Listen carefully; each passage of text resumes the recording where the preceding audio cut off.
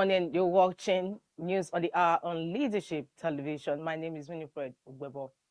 A Jigawa State High Court has ordered the immediate release of Mr. Jao Sabo, who was detained for more than a decade without trial, awarding him 10 million naira in damages and directing the authorities to issue a public apology.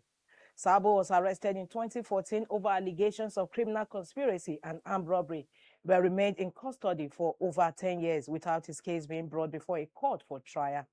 Delivering judgment on Tuesday in a fundamental rights enforcement suit at the High Court sitting in Benin Kudu, Justice Ado Yusuf Bunikudu ruled that Sabo's prolonged detention constituted a gross violation of his constitutional rights. The judge ordered the respondents to release the applicants immediately from detention, declaring that his continued incarceration without trial was unlawful.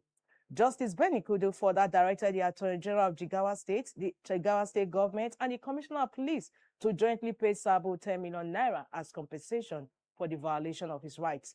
In addition to the monetary award, the court ordered the respondents to tender a public apology to Sabo.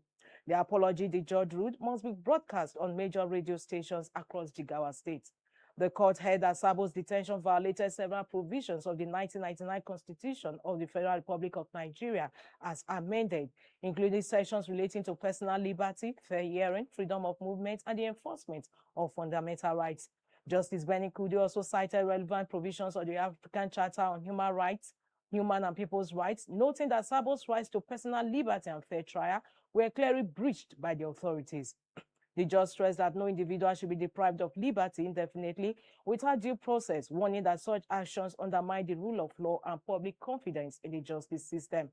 Reacting to the judgment, Sabo's lawyer, Bafa Hassan, described the ruling as a strong reminder of the judiciary's constitutional duty to protect citizens from abuse of power.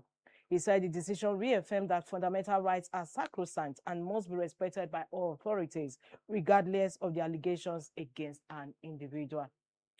That concludes the news on the Hour on Leadership Television. For more, log in to www.leadership.ng and don't forget to follow us on all our social media handles.